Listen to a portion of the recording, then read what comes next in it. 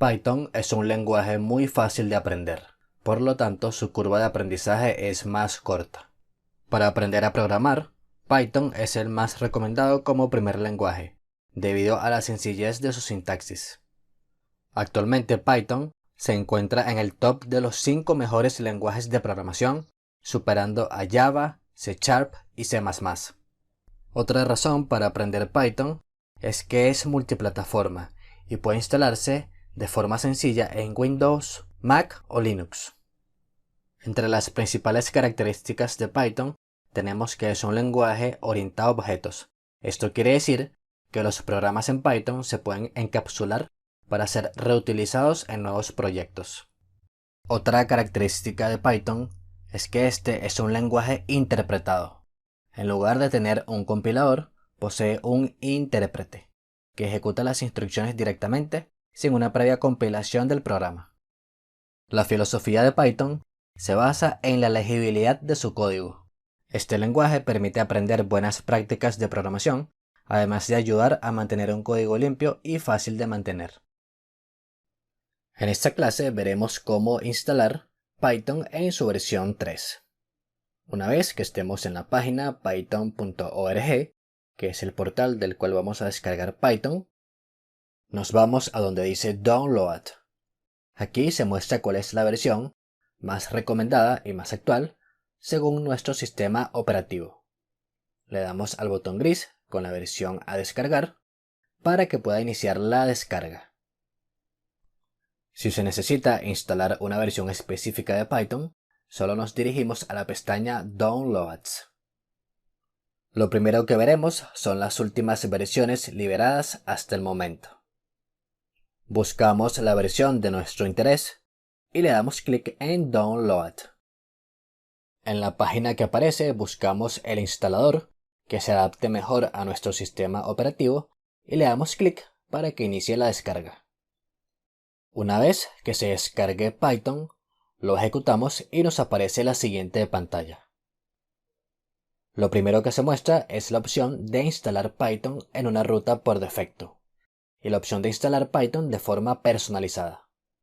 Para cualquiera de las dos opciones se debe marcar la opción de agregar Python a las variables de entorno del sistema. Ahora vamos a proceder con la instalación más fácil de Python en la ruta por defecto que nos indica el programa. Esperamos a que termine la instalación y finalmente aparece un mensaje que indica que la configuración fue exitosa, por lo tanto Python ya ha sido instalado. Por último, solo nos queda verificar que el sistema operativo reconozca Python sin ningún problema. Abrimos una consola y escribimos en ella Python. Si todo está correcto, nos debe aparecer la versión de Python que hemos instalado recientemente en el sistema. Una vez que se ha instalado Python, buscamos el entorno de desarrollo por defecto llamado idle. Cuando se ejecuta, se abre la ventana de la consola de Python en la cual podemos escribir instrucciones y ejecutarlas. Si nos dirigimos a la ventana File, tenemos la opción de abrir un archivo ya existente o crear un nuevo archivo, que es la opción que vamos a seleccionar. Lo primero que haremos será configurar nuestro entorno de trabajo en la pestaña Opciones y habilitamos la opción para mostrar el número de líneas. Ahora configuramos el tamaño de la fuente de texto. Una vez que encontremos el que mejor se adapte a nosotros, lo seleccionamos, le damos en Aplicar y finalmente OK. Para probar el entorno vamos a imprimir en pantalla una frase que diga: "La práctica hace al maestro". Antes de ejecutar el archivo, lo guardamos, nos dirigimos al escritorio y creamos una carpeta con el nombre Proyectos. Dentro de esta carpeta creamos el archivo al cual llamaremos Test y lo guardamos. Para ejecutar el programa, vamos a la pestaña Run y ejecutamos el programa en la opción Correr módulo o con la tecla F5. Finalmente nos aparece en la consola de Python el mensaje que hemos indicado en el archivo test. En esta clase veremos cómo usar la herramienta online Google Colab. Dentro de esta plataforma será posible programar en Python y tomar notas de cada programa desarrollado sin necesidad de instalar ningún entorno en la PC. todo será ejecutado desde el navegador. Lo único que vas a necesitar es tener un correo electrónico Gmail para poder conectarte con la herramienta y ejecutar los programas. Si escribimos en el buscador Google Colab, nos va a aparecer en la primera opción la página que nos interesa. Una vez aquí, nos conectamos a la herramienta usando nuestro correo electrónico Gmail y automáticamente todos los programas creados se van a guardar en nuestra carpeta de Google Drive. Lo primero que haremos es entrar a Archivo, Nuevo cuaderno y se crea la hoja para empezar a programar. Solo nos queda colocarle el nombre a nuestro archivo. En esta oportunidad lo llamaremos Test.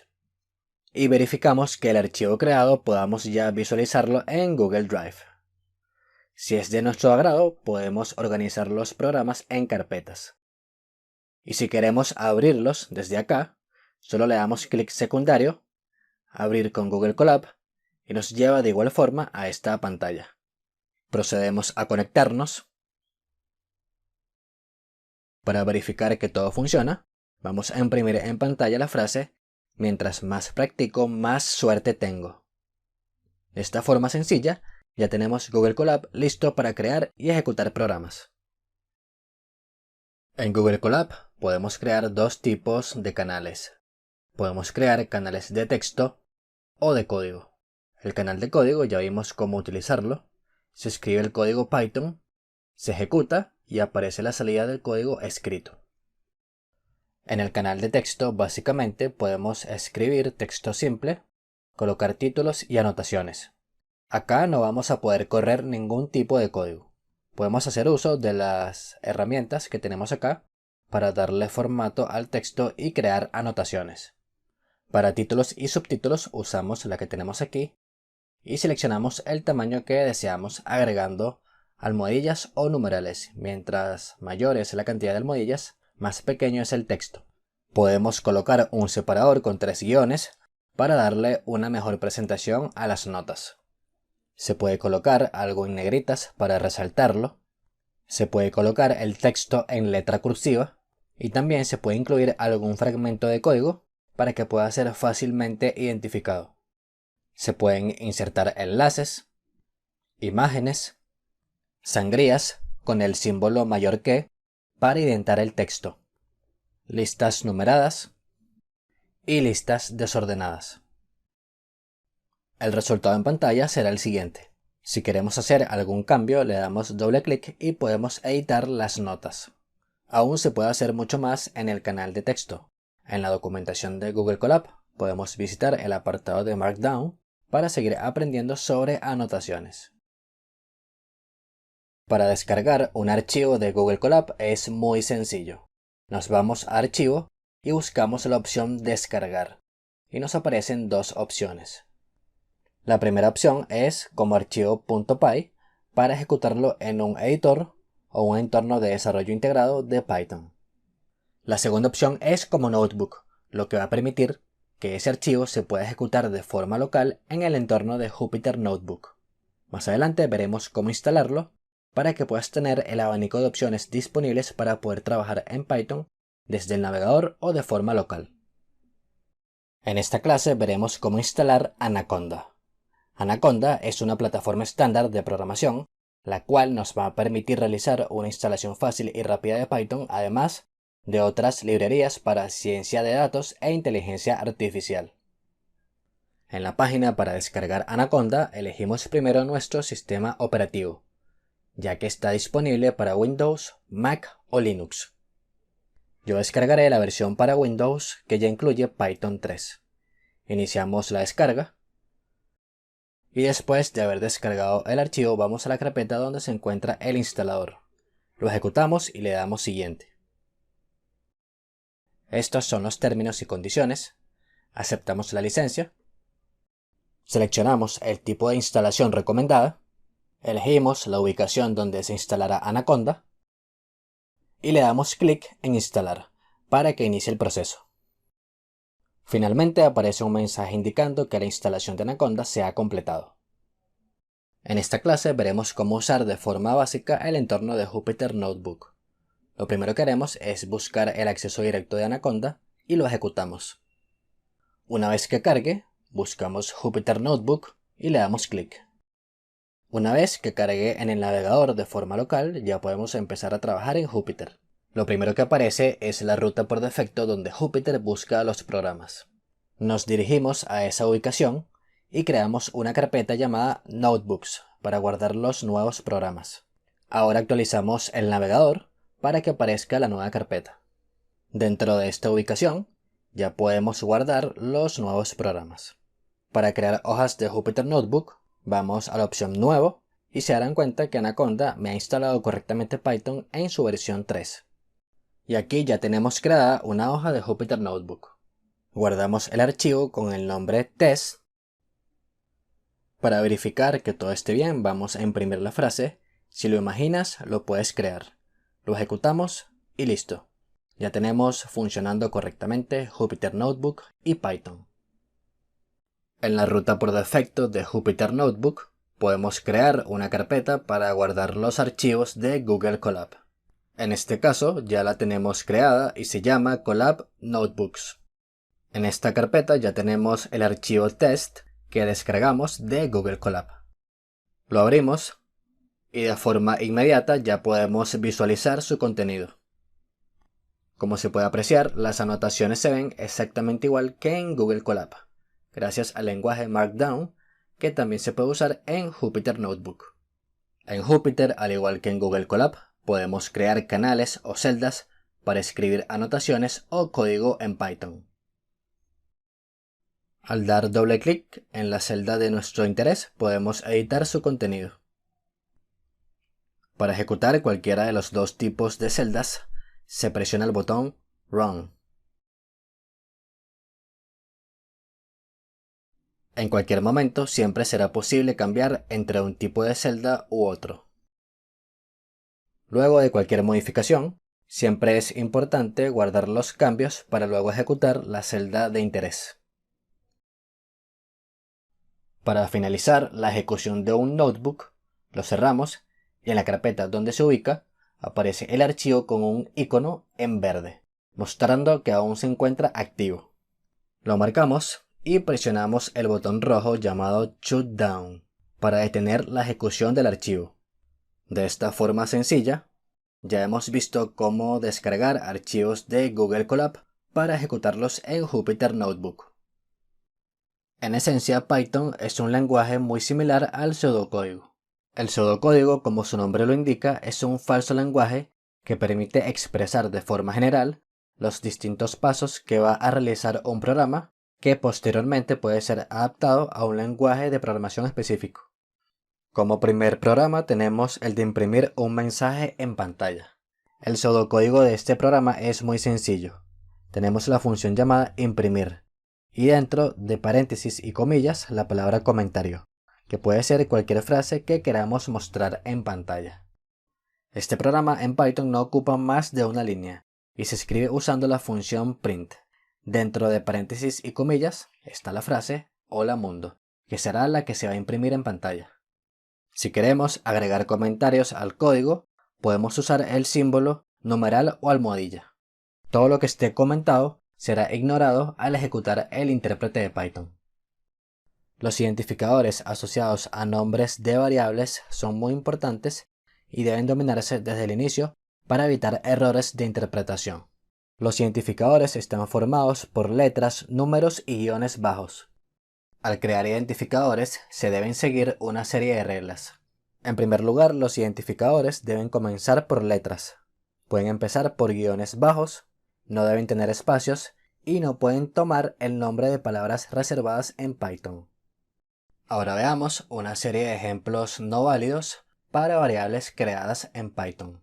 En el primer caso tenemos la variable que se llama un número. El error que tenemos en este caso es que inicia con un número.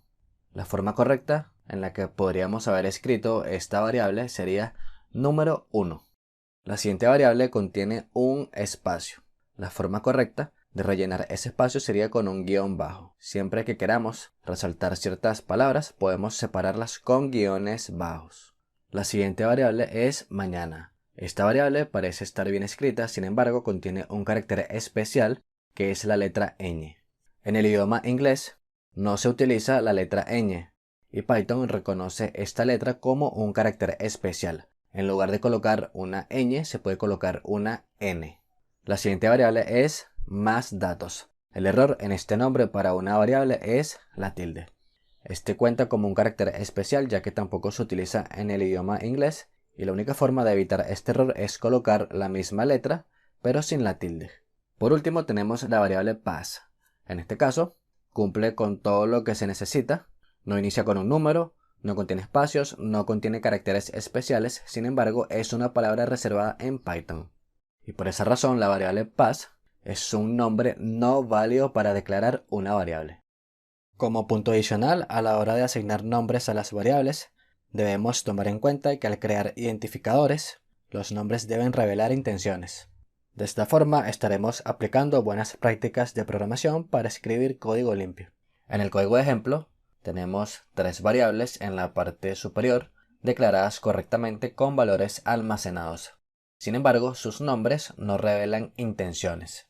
Si intentamos determinar para qué se utiliza la variable d, la variable i y la variable a, no es muy sencillo. A menos que se vean los comentarios, no sabemos cuál es su utilidad. De modo que cuando declaremos una variable, su nombre debe ayudarnos a identificar cuál es su uso. En la parte inferior tenemos 3 variables que se escriben a sí mismas y no requieren comentarios. Tenemos la variable de días transcurridos, la variable días restantes y días feriados. Sin importar en qué parte del código encontremos estas variables, vamos a saber de forma muy rápida cuál es su utilidad.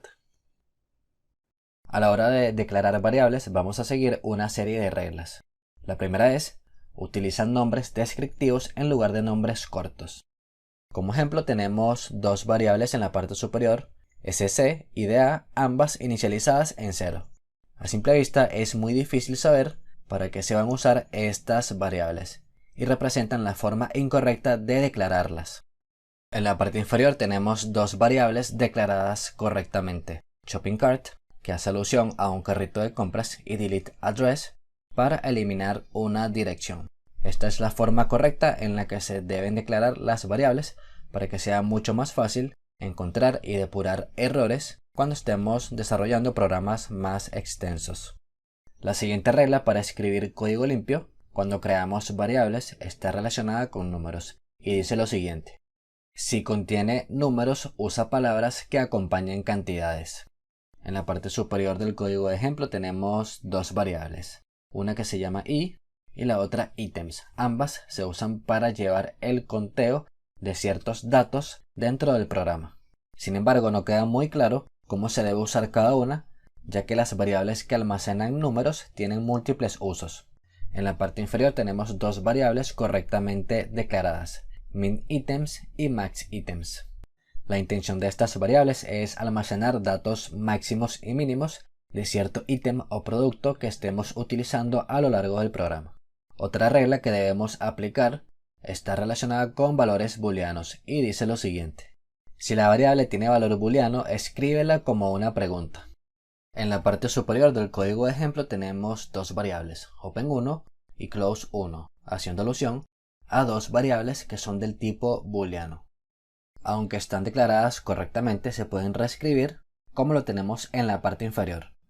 La variable open1 pasa a ser isOpen y la variable close1 se reescribe como isClose. De esta forma, cuando veamos una variable con el prefijo is para determinar su estado, si es verdadero o falso, sabremos de inmediato que es una variable del tipo booleano. Si aplicamos cada una de estas reglas para declarar variables, estaremos escribiendo código limpio, legible y mucho más fácil de mantener. La estructura if es una de las más conocidas en programación para tomar decisiones. Su estructura requiere que la condición o condiciones sean verdaderas antes de ejecutar o no las sentencias que están contenidas en ella. En Python, para que una sentencia sea parte de una estructura, en este caso, la estructura del condicional if, se requiere de indentación. La indentación está representada por 4 espacios. Es muy similar a cuando escribimos usando sangrías cuando iniciamos un párrafo. Todo lo que esté indentado dentro de una estructura será parte de ella y de ser correcta la condición se va a ejecutar. Si no queremos agregar de forma manual 4 espacios, podemos también utilizar la tecla tabulador. Para recordar cómo se debe utilizar la estructura condicional if, en la parte inferior tenemos una pequeña ayuda que dice lo siguiente. Si se cumple la condición, ejecuta las siguientes sentencias. Esta es la traducción al lenguaje humano de cómo se debe interpretar la estructura condicional if. Para visualizar mejor la estructura condicional if, veamos el siguiente programa. El objetivo es determinar si la contraseña es correcta para imprimir un mensaje en pantalla. Para ello tenemos una variable que se llama password, la cual almacena una cadena con la contraseña. Luego tenemos una estructura muy sencilla para el conditional if, en la cual se pregunta lo siguiente. Si password es igual a la cadena ABC123, entonces imprime en pantalla la clave es correcta. Si ejecutamos el programa con las teclas Control Enter o en el botón Run, veamos lo que aparece en pantalla. Ya que password es igual a ABC123, se imprime en pantalla la clave es correcta. Si cambiamos un poco el contenido de la variable password y le agregamos un carácter cuando ejecutamos el programa, vemos que ahora no aparece la clave es correcta, ya que la condición no es verdadera, no me imprime nada en pantalla y al no tener sentencias luego de la estructura if, finaliza el programa. La estructura if-else nos ayuda a ejecutar un bloque de sentencias u otro.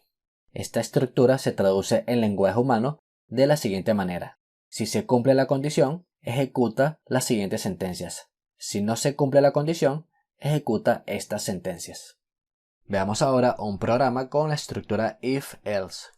Para ello tenemos la variable password que almacena la contraseña y la estructura del programa que dice lo siguiente. Si password es igual a ABC123, imprime en pantalla la clave es correcta. Si no se cumple esta condición, imprime en pantalla la clave es incorrecta. Ejecutamos con Control Enter y vemos que ahora aparece en pantalla la clave es correcta, ya que se cumple la condición if, en la cual password es igual a ABC123. Ahora cambiamos un poco el valor de la contraseña y ejecutamos nuevamente el programa. Ahora nos aparece en pantalla la clave es incorrecta, ya que no se cumple la condición principal del if. Se ejecuta la sentencia cuando la condición es falsa.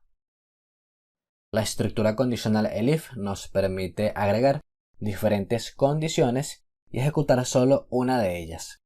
Si las diferentes condiciones se colocan usando solo la estructura if, si en cada caso la condición es verdadera, se van a ejecutar sus sentencias.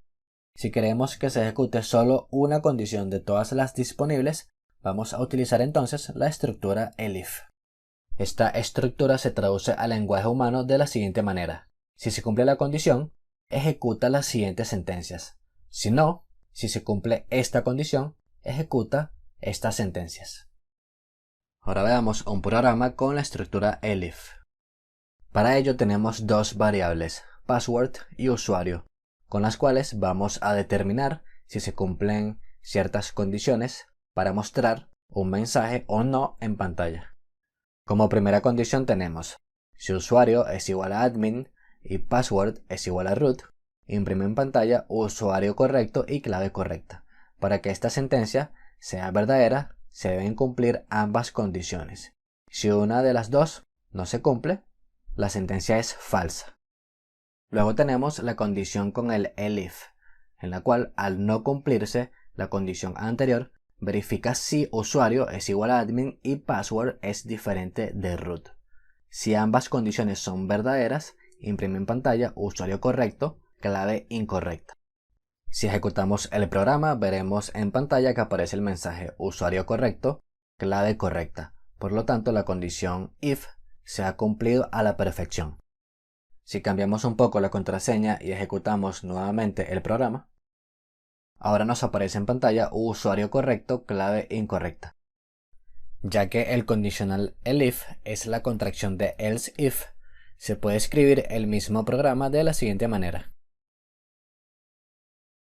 En este caso se puede apreciar cómo elif es reemplazado por else y como sentencias a ejecutar está una condición usando la estructura if. Ambos programas funcionan exactamente igual. Sin embargo, el primero es más fácil de entender que el segundo. Siempre que se pueda reemplazar la estructura else if por elif, se recomienda implementarlo para mantener el código lo más legible posible. Python utiliza el bucle while de forma similar a otros lenguajes de programación. El bucle while evalúa una condición y luego se ejecuta un bloque de código si la condición es verdadera. El bloque de código se ejecuta repetidamente hasta que la condición llega a ser falsa. La estructura del conditional while se traduce de la siguiente manera. Mientras se cumpla esta condición, ejecuta las siguientes sentencias. Una vez que finaliza la ejecución del bucle while, este continúa con el flujo del programa. En el siguiente ejemplo se muestra un programa que tiene como objetivo imprimir la tabla de multiplicar de un número desde el 1 hasta el 10. Para ello tenemos tres variables: multiplicando, multiplicador y producto. Cada una de ellas ya se encuentra inicializada con un valor entero. Estas variables corresponden a los elementos que vamos a encontrar en una multiplicación. En el bucle while tenemos una condición que dice lo siguiente: mientras multiplicador sea menor o igual a 10, ejecuta las siguientes sentencias. Lo primero que tenemos dentro del bucle while es la variable producto igual a multiplicando por multiplicador. En esta variable se va a guardar el resultado de la operación. Una vez que finaliza la ejecución del bucle while, este continúa con el flujo del programa. La variable multiplicando almacena el número de la tabla que queremos conocer, y multiplicador será el valor que se va a ir incrementando desde 1 hasta el número 10 hasta que la condición del bucle while sea falsa. Luego tenemos la función print para mostrar en pantalla la tabla de multiplicar del número seleccionado. El valor de las variables se va a sustituir en cada llave donde aparezca su nombre respectivo. Por último tenemos la línea en la cual la variable multiplicador se va incrementando de 1 en 1 mientras su valor sea menor o igual a 10. Si ejecutamos el programa, vemos que ahora aparece la tabla de multiplicar del número 11 con su respectivo resultado. De esta forma sencilla ya hemos visto cómo implementar un bucle while para repetir una serie de instrucciones mientras se cumpla una condición. El bucle for in se utiliza para recorrer los elementos de un objeto iterable o colección, como una lista, tupla o diccionario.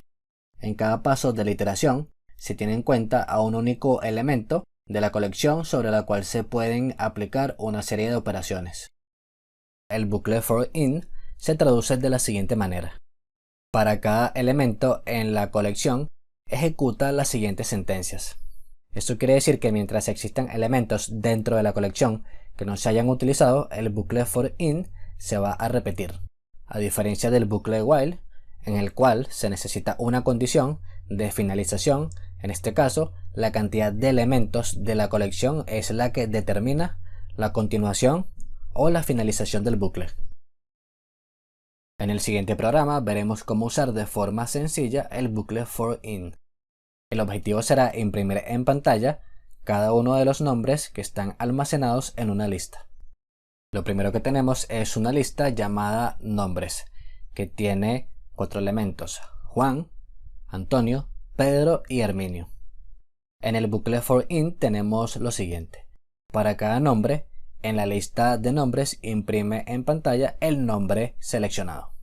Esto quiere decir que para cada elemento que esté almacenado en la lista de nombres, el bucle for in irá tomando uno a uno y aplicará una operación o bloque de sentencias. En este caso, la variable nombre será la encargada de almacenar cada uno de los elementos de la lista para su posterior manipulación dentro del bucle for in. Si ejecutamos el programa, vemos que ahora aparece impreso en pantalla cada uno de los nombres almacenados en la lista nombres. De esta forma ya hemos visto cómo utilizar el bucle for in y cómo aplicar un bloque de instrucciones para cada elemento dentro de una colección. El bucle for in range permite ejecutar un bloque de instrucciones por cada elemento en un rango de números, mientras que en el bucle for in se ejecuta un bloque de instrucciones para cada elemento en una colección. El bucle for in range se traduce de la siguiente manera. Para cada elemento en este rango, ejecuta las siguientes instrucciones. Esto permite que una serie de instrucciones se ejecute n cantidad de veces hasta que el rango sea cubierto. En el siguiente programa veremos cómo usar de forma sencilla el bucle for in range. El objetivo de este programa será imprimir en pantalla la tabla de potencias de un número introducido por teclado. Lo primero que tenemos es la variable base que va a almacenar el número de la tabla de potencias que queremos conocer. La cadena numérica introducida por el usuario será transformada a un número entero gracias a la función int, para que de esta forma el valor pueda ser utilizado dentro de una operación matemática. En el bucle for in range tenemos lo siguiente. Para cada exponente en el rango de 0 a 10 ejecuta las siguientes instrucciones. Lo primero que tenemos dentro del bucle for in range es la variable potencia, que es igual a la base elevada a un exponente. En este caso, el exponente se va a incrementar desde 0 hasta el penúltimo elemento del rango. Esto quiere decir que el bucle no se va a ejecutar de 0 a 10, sino de 0 hasta 9. En la siguiente línea tenemos la función print para mostrar en pantalla la tabla de potencias. Si ejecutamos el programa, nos aparece lo siguiente. Introduce el número a elevar. Colocamos el número de nuestro interés y presionamos Enter. Automáticamente aparece la tabla de potencias del 0 al 9 del número introducido por teclado. De esta forma sencilla vimos cómo utilizar el bucle for in range para ejecutar una serie de instrucciones dentro de un rango de números.